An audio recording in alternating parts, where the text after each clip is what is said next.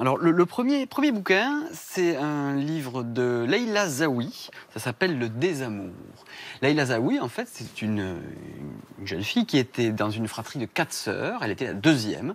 Et, divorce des parents compliqué. Elle vit seule avec ses sœurs et sa maman. Et en fait, elle va devenir le souffre-douleur de sa mère. Elle va être humiliée, elle va être battue. Elle va être parfois même enfermée dans une cave, dans le noir. Enfin, elle va vivre des choses très très difficile. Et le bouquin, elle a décidé plus tard donc d'écrire ce livre, parce que le sous-titre de la maltraitance à la résilience, ce bouquin, ça a été vraiment sa résilience.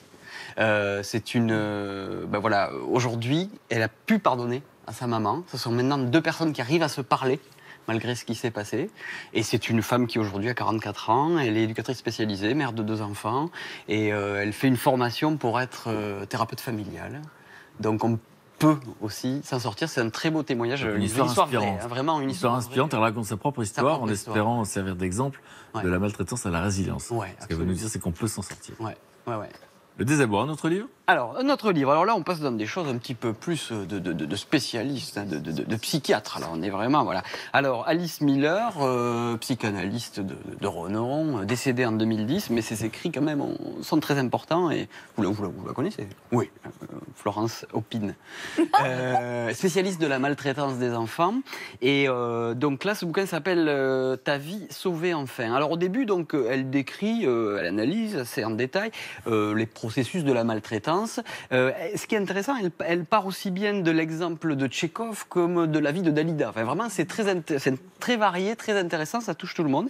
Et puis après, elle répond à des questions essentielles. Pourquoi maltraite-t-on des enfants ? Voilà. Bon, la réponse. Alors, je ne peux pas vous la donner, c'est très détaillé, c'est un peu plus compliqué. Je vais vous donner une réponse. Elle répond à ce genre de questions. Voilà, à ce genre de questions. Deuxième question, là, je vais vous donner une réponse. Comment dire ma souffrance à mes parents ? Je suis devenu adulte aujourd'hui, comment le dire ? Enfin, dans le cas précis de cette personne, la psychiatre... Parce que souvent, ils se sentent accusés, donc ils n'écoutent pas. C'est ça, en fait. Hein, c'est qu'ils sentent un reproche, donc à partir de là, ils sont dans la défense. Alors, la psychanalyste répond pour cette personne. En tout cas, je vous conseille de n'essayer à aucun prix de parler à vos parents. En revanche, vous pourriez écrire à la petite fille que vous étiez, écrivez-lui tout ce dont vous vous souvenez, et en disant combien ça a été terrible pour vous en tant qu'enfant. Alors c'est vrai qu'ici, j'avais déjà parlé, dans le cas d'enfance maltraitée, d'écrire à ses parents, pas forcément, oui, à ses parents directement, mais on n'envoyait pas d'ailleurs. pas forcément, voilà, de ne pas forcément l'envoyer. Mais là, d'écrire à la petite fille qu'on était, parce qu'il s'agit d'une femme, vous trouvez que ça peut être justement une bonne idée d'écrire comme ça, à son enfant intérieur, si je puis dire? Ce qui est important là, quand la lettre n'est pas envoyée, c'est qu'on ne va pas s'auto-censurer. Parce que c'est sûr que si elle est destinée à quelqu'un, il y a toujours une peur. Donc, quelque part... Peur de blesser ou penser aux objections d'en face, en fait. En général. Bien sûr, en général. Et de toute façon, il y a pratiquement toujours une objection d'en face. C'est-à-dire que c'est quand même très, très rare que les parents reconnaissent, ou alors vraiment à la fin de leur vie, mais c'est quand même très, très rare qu'ils puissent reconnaître. Parce que ça voudrait dire remettre en cause toute leur vie et, entre guillemets, s'effondrer. Donc, en général, on évite, surtout quand on vieillit, de trop... ouvrir la porte des placards, entre guillemets. Mais le fait de s'écrire à soi-même, à la petite fille intérieure, déjà, ça évite la censure. Mais c'est aussi important de le coupler avec la mère ou le père intérieur. C'est-à-dire que comme elle ne va pas être destinée, cette lettre, on peut se permettre d'écrire et de dire ce qu'on ressent. Parce qu'après, parfois, comme on est enfant et qu'on a des émotions qui sont beaucoup plus fortes, le parent a peut-être même pas voulu dire ça, ou peut-être qu'il l'a dit, mais qu'on l'a ressenti de manière très, très amplifiée parce qu'on est enfant et qu'on a un cerveau émotionnel beaucoup plus gros. Donc c'est important de pouvoir aussi libérer, non pas le parent réel, parce que parfois on peut rien y faire. Ouais, mais ses émotions, quoi. C'est ses émotions, mais c'est surtout le parent intérieur. C'est important de ne pas oublier l'autre côté.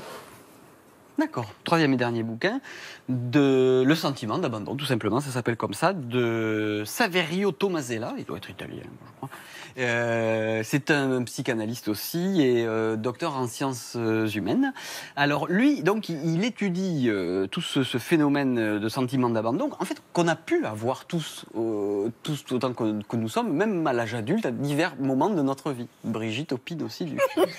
Et Florence opine. Donc si Florence et Brigitte opinent, ouais. C'est bon. Oui. C'est validé. C'est validé. Alors, donc, toutes ces formes de sentiments d'abandon sont décrites. Il y a un chapitre qui m'a intéressé, alors ça, je voulais vous en parler. L'enfant mal accueilli, il s'appelle. Et qui commence par cette citation de Sartre, qui je trouve assez terrible. « J'étais un enfant, ce monstre que les adultes fabriquent avec leurs regrets. » Ça plombe. Fort. Ah oui, on peut leur passer regret, 10 ans à méditer là-dessus. Ah ouais. Et alors, fort de cette citation, l'auteur du livre dit dans de nombreuses situations, le bébé qui va naître est peu ou pas accueilli. Certains parents n'éprouvent rien l'un pour l'autre ou ne s'aiment plus au moment où leurs échanges sexuels débouchent sur une conception. Je trouve ça un peu dur. Ils programment un bébé comme certains achèteraient une voiture ou un terrain à bâtir pour une maison. Donc ceci explique cela. Voilà. Vous êtes d'accord, vous, avec ça? Vous trouvez que... Parce que... Ouais. C'est vrai que si on regarde à la loupe, donc ça va être un peu dur, mais on peut dire que 3/4 des enfants ne sont pas désirés. Alors à des niveaux différents. C'est ça qui Mais m'a... oui. Voilà, on en a Alors, c'est à des parlé. niveaux différents, c'est important. Vous Ouais. voyez, à un niveau différent, ça peut être un enfant qui arrive au mauvais moment, ça, c'est le mauvais sexe. Cet enfant qu'on désirait, mais finalement, au bout de 3 mois, il prend trop de place, il fait trop de bruit. On n'en veut plus, c'est difficile. Par contre, là où on va pouvoir travailler, c'est d'accepter que l'enfant puisse dire sa colère et d'exprimer ce qu'il ressent. Mais chaque parent, à des moments, ressent cette violence par rapport à l'enfant. Alors C'est normal. c'est intéressant parce que justement, l'une des idées fortes de ce bouquin, c'est de s'assumer tel qu'on est. De se dire, de mettre le parent à distance. De dire, on n'est pas fusionnel, on n'est pas une entité tous les deux. Toi, t'es toi, et moi, je suis moi, et je mets une distance entre nous deux. Après, c'est un boulot, hein. On se met souvent sur un divan, et voilà. Mais c'est l'idée de ce livre, et j'ai bien aimé. Eh bien, merci beaucoup, Luc.